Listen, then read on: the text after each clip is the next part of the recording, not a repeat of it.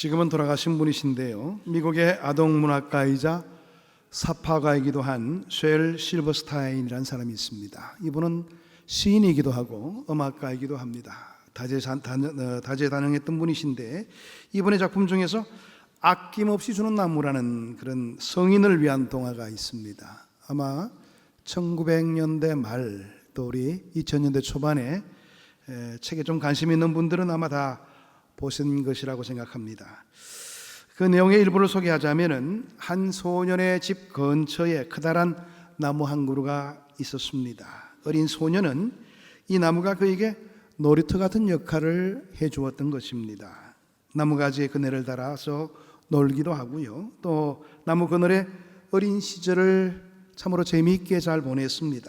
그 후 그는 자라서 돈이 필요한 시기가 되었습니다. 그런데 다행히도 나무는 좋은 열매를 그에게 줄 수 있게 되어서 그가 돈을 벌어 사용하는데 문제없도록 만들어 주었습니다. 그래서 그 나무는 참 행복함을 느끼게 되었습니다.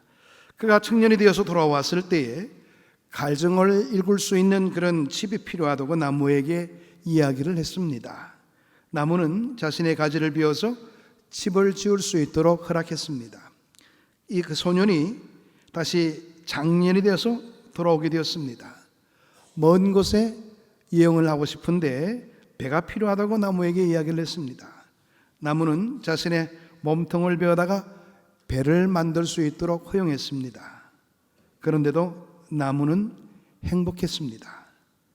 멀리 떠났던 소년은 이제 백발이 된 노인이 되어서 다시 나무 앞에 나타났습니다. 나무는 그에게 말을 했습니다. 너에게 더 줄 게 있으면 좋겠는데 내게 남은 것은 아무것도 없네. 늙어버린 나무 밑동밖에 안 남았어. 미안해. 노인이 된 소년은 그 나무의 밑동에 걸터 앉았습니다. 그리고 쉼을 얻게 되었습니다. 이 책의 마지막은 이렇게 끝을 맺고 있습니다. 나무는 너무 행복했습니다. 이런 내용으로 끝을 맺고 있습니다. 여러분, 이 책에 나오는 소년이 바로 우리가 아닌가. 아마 이 동화책을 읽는 어른들에게 뭔가 도전을 주고 충격을 주는 그런 내용의 어른을 위한 동화였습니다. 인간을 가장 슬프게 하는 것은 삶의 목적과 이유를 모르며 살아가는 것이 아닌가, 그런 생각을 가져보았습니다. 또 하나는 진정한 행복의 길을 모르고 살고 있는 것이 우리 인간의 모습이 아닌가 생각을 해보았습니다. 내가 그처럼 원하는 행복, 그 길이 어디 있는가를 몰라서 그저 구름을 잡듯이 행복을 찾아 몸부림치며 헤매다가 그 귀한 세월을 다 허비해버린 삶이 우리의 삶의 모습이 아닌가 생각해 볼 수 있습니다. 아낌없이 주는 나무라는 책에서 소년과 나무가 대비되어서 나타나게 되는 것을 볼 수가 있죠. 소년은 자신의 행복을 위해 끊임없이 갈구했지만 행복하지 못했습니다. 나무는 소년의 요구에 따라주면서 모든 것을 다 내어주었지만 행복할 수가 있었습니다. 오늘 이 내용의 이야기는 아마 성경에서 따온 것 아닌가, 그런 생각을 가져보았습니다. 아마 성경을 보고 하나의 테마를 잡고 이런 동화책을 쓴 것이 아닐까, 그런 생각을 가져보았는데요. 여러분, 우리의 인생 보게 되면 너무나도 허망한 것을 줬다가 다 낭비해버리는 그런 삶에 거할 때가 많이 있죠. 아마 여러분들 가운데 연세가 많으신 분들 속에는 내가 인생을 어떻게 살아왔나 돌아보면서 조금 회한이 잡힐 수 있는 그런 내용도 될 수가 있을 겁니다. 영국의 속담 가운데 재미있는 이야기가 있습니다. 하루 동안 행복하려면 이발을 하라. 일주일 동안 행복하려거든 여행을 떠나라. 한 달 동안 행복하려거든 집을 사라. 1년 동안 행복하려거든 결혼을 해라. 결혼이 유효기간이 1년밖에 안 되는 것 같습니다. 일평생 행복하려거든 이웃을 섬겨라. 일평생 행복하기를 원하는 사람이 있다면 섬김의 모습을 보이라. 이게 바로 영국 사람들이 가지고 있는 마인드입니다. 이웃을 섬기는 것, 바로 거기에 행복이 있다는 것이지요. 그러나 우리는 섬김을 받으려고 하는 그런 마음으로 가득 차 있을 뿐입니다. 섬김을 받으려 하는 동안은 우리는 영영히 행복할 수 없는 존재가 될 수밖에 없는 겁니다. 섬기는 마음으로 마음을 바꿀 때만이 비로소 우리에게 자유함이 주어지게 되고 참 행복을 경험할 수 있는 삶이 허락되어 줄 수가 있는 것이지요. 현대는 그렇게도 불행에 시달리면서도 불행의 원인을 모르고 살고 있습니다. 내가 왜 불행한지를 영영 모르고 죽어가는 경우도 없지 않아 있습니다.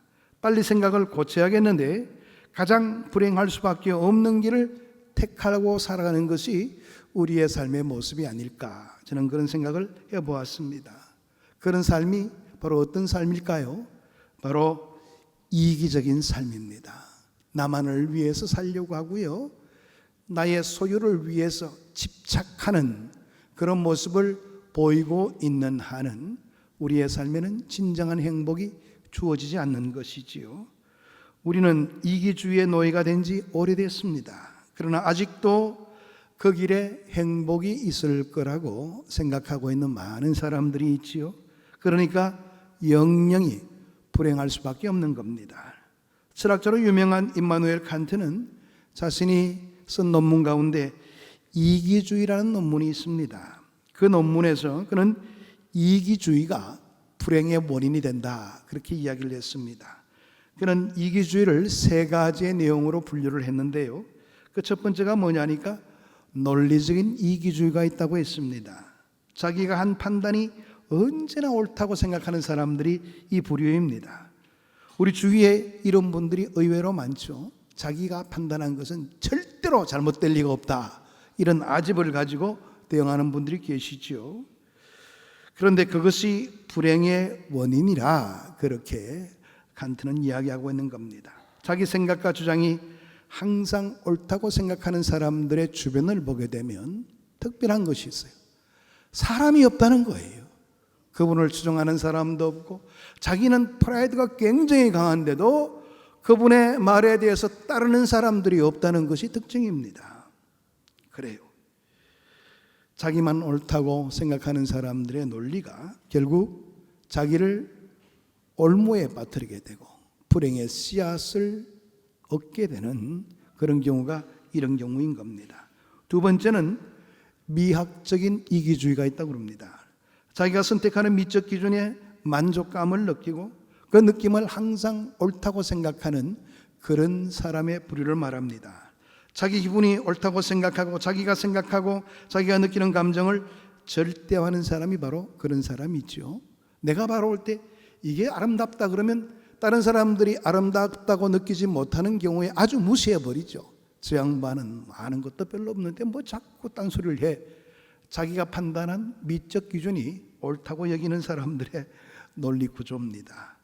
이런 사람들은 결국 자기 독선에 휩싸여 살다 보니까 거기에도 불행한 삶만 있게 된다는 겁니다. 세 번째는 도덕적인 이기주의입니다. 자기가 모든 행동의 목적과 중심이 되고 자기에게 유익하지 않은 것은 다 나쁘다, 이렇게 생각하고 살아가는 사람입니다. 옳고 그르다고 하는 객관적인 기준이 있는 것이 아니라 내가 기준이 되어서 내게 이득이 된다면 선한 것이고 내게 해가 된다면 다 악한 것들로 단정하는 사람이 바로 이런 부류의 사람이죠. 이런 사람은 결국에는 사회생활을 잘 할 수가 없습니다. 영영 구제불능으로 살아갈 수 있는 삶에 거할 수밖에 없죠. 불행으로 시작했다가 불행으로 끝맺게 되는 이기적인 삶의 결과가 이런 자들의 삶입니다. 오늘 이 본문의 말씀은 예수님께서 십자가를 지시기 위해서 예루살렘으로 가시는 도중에 있었던 이야기를 배경으로 하고 있습니다. 그 절박함을 모르고 야고보와 요한의 어머니가 아들의 자리를 위해서 청탁하는 장면이 언급되고 있죠. 여기에 대해서 다른 제자들도 분노하면서 이들을 나무라는 그런 모습이 그려지고 있습니다. 그러니까 12제자 모두가 다 높은 자리를 탐하고 있었던 겁니다.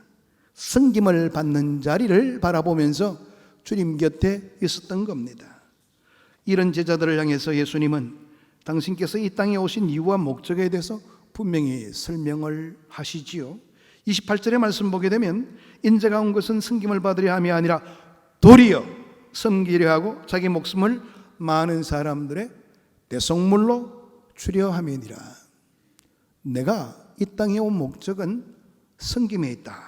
주님의 오신 목적은 섬김을 받는 데 있는 것이 아니라 철저히 우리를 섬기기 위해서 오셨다는 것을 이 말씀 가운데서 밝히고 있는 겁니다. 그 섬김은 우리 죄를 대속하기 위하여 당신의 목숨까지 내어놓는 그런 섬김이었던 겁니다. 섬김은 주님이 행하신 사역의 전부라고 해도 과언이 아닙니다. 그리고 주님은 우리에게 그 섬김의 길을 따라올 것을 종용하십니다. 여기에 진정한 삶의 아름다움이 있고 행복이 있다는 것을 주님은 말씀하시는 것입니다. 그러나 우리의 현실은 본문에 언급된 제자들처럼 어느새 섬김을 받는 일에 익숙해 있고 섬김받는 자가 행복한 줄로 착각을 하며 살고 있는 행태들이 있죠. 그것이 성공이요, 그것이 으뜸이 되는 길이라고 여기고 살아가고 있는 겁니다. 그러나 진정한 섬김이 있는 곳에 행복이 있습니다. 그렇게 섬기는 자에게 확실한 행복이 보장될 수 있다는 것을 성경은 말하고 있는 겁니다. 섬긴다는 것은요, 자발적인 것이 되어야 되고 또 자원해서 하는 것이 되어야 됩니다. 남들에 의해서 강요받고 섬기는 것을 하다 보면 오히려 불평이 앞서게 되죠. 내가 왜 이런 것을 감당해야 돼? 다른 사람들이 할 것을 내가 괜히 감당하고 있다, 이런 생각들을 갖게 되는 겁니다. 그렇습니다. 마음에 우러나서 하게 되면 행복감을 느끼죠. 내가 이 사람을 도울 수 있다니, 하나님을 위해서 헌신할 수 있다니 행복감 있게 됩니다. 그러나 누구에 의해서 억지로 시킴을 당하게 될 때는 우리는 불만을 갖게 되는 것이죠. 그래서 중요한 것은 섬김은 자원해서 해야 되는 것이고 자발적인 그런 모습을 가져야 되는 겁니다. 우리는 섬김에 대해서 이야기할 때에 그 사람의 팔자소관 아닌가, 그렇게 이야기하는 분들도 계십니다. 그렇게 살도록 되어 있으니까 그렇게 살 수밖에 없다는 겁니다. 이런 운명론에 얽매이게 되면 평생 불행하게 살 수밖에 없는 겁니다. 과거에 우리나라의 여인들이 이런 한많은 삶을 살아왔던 것이지요. 한평생 좋은 일을 했다고 하고 수술하면서 한평생 가정을 위해서 봉사했다고 하지만은 그것은 엄밀한 의미에서 이야기해 본다면 섬김이 아닙니다. 그 섬김에는 기쁨이 없고 행복이 없는 것이지요. 굴레에 얽매여서 어쩔 수 없이 해가야 되는 그런 불행한 삶이 그들의 삶 가운데 있게 된 것이죠. 그러므로 어떻게 살았느냐가 중요한 것이 아닙니다. 어떤 마음으로 살았느냐가 가장 중요한 부분이 된다는 사실이에요. 내가 섬김을 행하더라도 어떤 마음가짐으로 섬김을 행하고 있는가, 여기에 우리의 불행과 행복이 좌우될 수가 있다는 겁니다. 진정으로 섬길 때에 그 사람에게 기쁨이 있게 되고 행복이 있다는 겁니다. 폴 트루니에라는 분이 계시는데 이분은 굉장히 유명한 분입니다. 스위스에서 유명한 심리학자로 또 의사로 알려진 사람인데 이분은 굉장히 많은 책을 썼습니다. 한국에도 많은 사람들의 팬들이 있죠.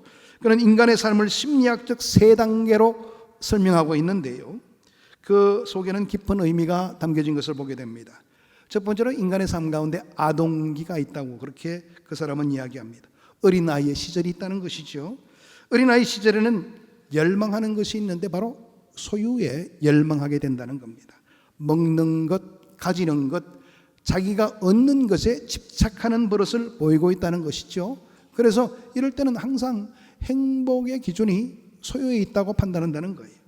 자기에게 가지고 있던 것들이 다른 사람들에게 이렇게 빼앗기게 된다면 그 속에서 굉장히 불안해 여기게 되고 울고 막 발악을 하는 경우도 없지 않아 생기게 된다는 겁니다.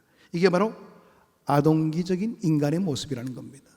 그런데 성장해도요, 이런 삶에 급급한 사람들이 없지 않아 있죠. 꼭 소유해야 만족감을 누리는 사람들, 꼭 가져야지 뭔가 행복감을 느끼려고 하는 그런 사람들이 이런 유형의 사람들입니다. 두 번째는 청년기가 있습니다. 이때는 경험에 대한 열망이 있는 것이죠. 많은 지식을 경험하고 많은 세계를 경험하고 많은 것을 체험하려 드는 시기가 바로 이 청년기에 해당되는 시기입니다. 그래서 경험의 열망에 있어서 경험할 수 있을 때에 그것을 행복이라고 판단하고요, 경험하지 못한 것이 있을 때는 항상 불행하다, 이런 의식들을 가지게 된다는 겁니다. 그래서 보다 더 많은 것을 경험하고 체험하려고 하는 것이 바로 이 시기에 있는 사람들이라 그렇게 설명하고 있습니다. 세 번째는 장년기에 있는 그런 사람을 설명하는데요, 이 장년기가 되면은 이제는 행복이 소유에 있는 것도 아니고 체험에 있는 것도 아니라는 것을 비로소 깨닫게 된다는 것이죠. 이제 이것들을 부질없는 것이라고 느끼게 되면서 이제 장년에 들면서 느끼는 것이 있답니다. 새롭게 그것이 바로 베푸는 것만이 남는 것이라는 그런 의식들을 가지게 된다는 겁니다. 폴 트루네는 역시 행복이 베푸는 것에 있다는 것을 말하고 싶었던 겁니다. 소유하는 기쁨은 유치한 것이고 주는 기쁨이 영원한 것이 된다는 것을 이야기하고 있는 내용이 바로 이분이 가지고 있는 생활 철학이었습니다. 그렇습니다. 그런데 영원한 것을 지향하며 살다가 우리의 인생을 끝맺게 되는 것이 참 아름다운 인생인데, 많은 사람들이 바로 이런 삶에 거하지를 못하고 있다는 겁니다. 영영 깨닫지 못하고 죽어가는 불쌍한 사람들이 주위에 많이 있다는 것이지요. 거기에 우리의 슬픈 현실들이 있다는 것을 지적했습니다. 오늘 본문 28절의 말씀 보게 되면 예수님께서는 섬김을 받으려 함이 아니라 도리어 섬기려 하고 자기 목숨을 많은 사람의 대속물로 주려 함이니라. 주님은 하나님이십니다.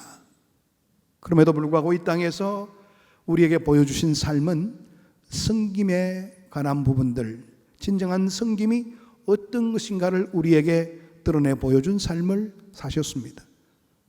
그분의 삶이 섬김으로 압축된 삶이었다고 말씀드렸습니다. 주시러 가는 게 주님의 목적이었던 것이죠. 생명을 주시고 사랑을 주셨습니다.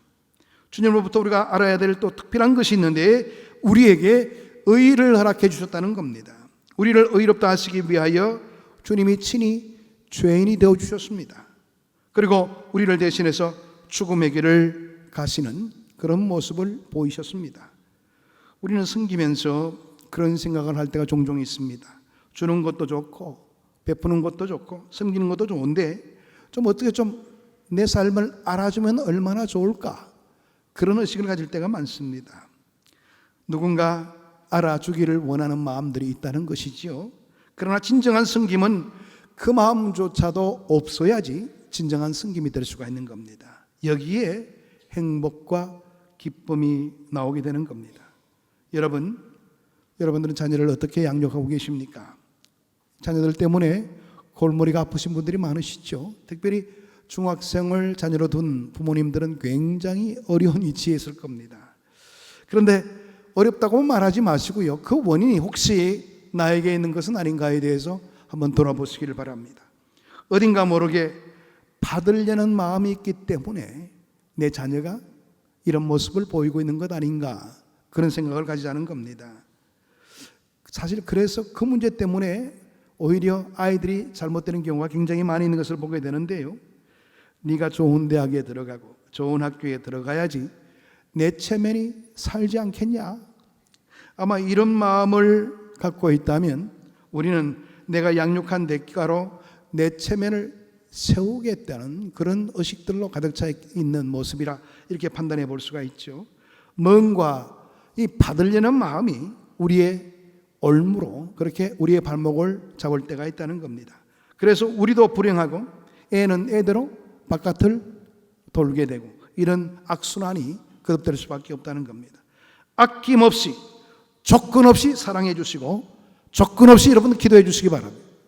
이럴 때에 아이들의 마음이 바뀌어질 수가 있게 되는 겁니다. 내 내심을 보이게 될 때 그때부터 뭔가 아이들은 느끼게 되는 겁니다. 중압감에 휩싸이게 되는 것이죠. 그러니까 아이들을 사랑할 때도 조건 없이 사랑할 수 있는 그런 마음의 자세가 필요한 것입니다. 그럴 때 자녀들은 무럭무럭 자기의 힘대로 자랄 수가 있게 되는 것이고, 자녀들의 문제는 정말 눈 녹듯이 다 사라지게 되는 그런 때를 맞이하게 될 겁니다. 섬김, 그 속에 행복이 있는 겁니다. 빼앗기는 거하고 주는 것 사이에는 종이 한 장 차이가 있다고 그러죠. 우리의 마음가짐이 문제의 해답이라는 거예요. 내 마음을 어떻게 여기는가에 따라서 빼앗긴다는 그런 의식들을 가질 때가 있죠. 우리는 종종 보게 되면 친구들과 사귈 때도 내가 식사를 사주기로 딱 작정하고 있는데 친구가 그것을 요구할 때 내 마음속에는 굉장히 빼앗긴다는 마음이 있어요. 괜히 내가 이런 마음 품었나? 그런 마음을 가질 때가 있죠. 그런데 내가 자발적으로 그냥 사주고 친구들은 그 호의를 기쁘게 받아들일 때 내 마음속에는 기쁨이 있게 됩니다. 행복감이 있게 되죠. 나는 그래도 친구를 위해서 뭔가 해줄 수 있겠구나. 그런 마음을 갖게 되는 겁니다. 그렇습니다. 한 장 차이입니다. 우리의 마음가짐이 어떤 마음가짐으로 나가는가에 따라서 그 결과도 분명히 달라질 수가 있게 되는 겁니다. 사도행전 20장 35절의 말씀을 보게 되면 주는 것이 받는 것보다 복이 있다. 예수님께서도 그런 말씀을 하셨습니다. 여러분, 우리는 그리스도를 주로 고백할 뿐만 아니라 주님을 따르고 주님을 본받고 주님으로부터 배우며 살고 있습니다. 특별히 우리는 주님이 어떻게 사셨는지, 어떻게 죽으셨는지, 얼마나 행복하셨는지 그것을 배워야 되는 겁니다. 요한복음 14장 6절의 말씀 보게 되면 예수께서 이르시되 내가 곧 길이요 진리요 생명이니 나로 말미암지 않고는 아버지께로 올 자가 없느니라. 그렇게 말씀하셨습니다. 여러분, 주님이 우리의 삶의 길이 되는 겁니다. 그 길을 따르는 것만이 주님이 누리던 행복을 누릴 수 있는 그런 삶이 될 수가 있게 되는 겁니다. 나는 섬기러 왔노라. 예수님께서 친히 하신 말씀에 귀를 기울이시길 바랍니다. 요한복음 12장 24절의 말씀 보게 되면 내가 진실로 진실로 너희에게 이르노니 한 알의 밀이 땅에 떨어져 죽지 아니하면 한 알 그대로 있고 죽으면 많은 열매를 맺느니라. 주님께서 그와 같이 말씀하셨죠. 밀알 한 알이 땅에 떨어져 죽으면 많은 열매를 맺게 된다고 했습니다. 죽음이 없이는, 내어 던짐이 없이는 많은 열매가 보장될 수가 없는 겁니다. 나의 희생과 섬김은 반드시 많은 열매로 돌아오는 날이 반드시 있게 될 겁니다. 이것이 바로 주님의 말씀이요, 주님의 사신 길이요, 주님의 행복이었습니다. 오늘이 6월의 마지막 날이죠. 내일부터 7월입니다. 여름 사역이 시작되는 이제 달이기도 하죠. 우리가 섬겨야 될 많은 자리들이 기다리고 있습니다. 여러분, 자원해서 이번에 한번 섬겨보시기를 바랍니다. 여러분들이 필요한 자리들이 굉장히 많죠. 어린 영혼들이 여러분들을 기다리고 있습니다. 그러니까 이번 섬김의 자리를 자원해서 한번 여러분들이 행해보시기를 바랍니다. 그럴 때 그렇구나, 이런 행복이 있구나. 내가 이 영혼을 관리하고 또 우리 교우들을 위해서 내가 식당의 봉사함으로 통해서 내가 많은 것들을 느낄 수 있는 기회가 됐구나. 이런 좋은 결과가 우리에게 허락될 수가 있게 될 겁니다. 시켜서 하지 마시고요, 자발적으로 자원해서 섬김의 모습을 보이시길 바랍니다. 하나님은 그 섬김을 통해서 여러분들의 삶을 값진 은혜로 채워주시고 그 삶의 희생과 섬김이 결단코 헛되지 않도록 하나님께서 우리의 삶을 채워주실 겁니다. 그 하나님의 놀라운 은혜를 기리고 그 속에 새로운 삶의 기쁨을 누릴 수 있는 우리 모두가 되기를 축복합니다. 기도하겠습니다. 하나님, 참 감사합니다. 오늘도 주의 말씀으로 우리의 삶을 돌아보게 하시고 진정한 섬김만이 우리의 삶의 값진 가치로 나타나게 되고 뿐만 아니라 우리의 마음속에 행복감이 넘치는 그와 같은 삶에 이르를 수 있다는 것을 일깨워 주시니 감사함을 드립니다. 우리는 그저 갖기만을 원할 때가 많습니다. 기도할 때도 그저 채워달라고 요구할 때가 많습니다. 그러나 처음보다도 주님 앞에 내어놓을 수 있는, 이웃들을 위해서 내 삶을 드러내놓을 수 있는 그와 같은 섬김의 삶의 아름다운 모습을 보이며 살아갈 수 있도록 우리의 삶을 인도해 주옵소서. 그러므로 우리의 삶의 진정한 행복이 무엇인가를 체험케 하시고 하나님 백성다운 삶의 모습을 가지고 정진해 나갈 수 있는 우리의 삶이 될 수 있도록 은혜 나리여 주옵소서. 예수 그리스도 이름으로 기도하옵나이다. 아멘.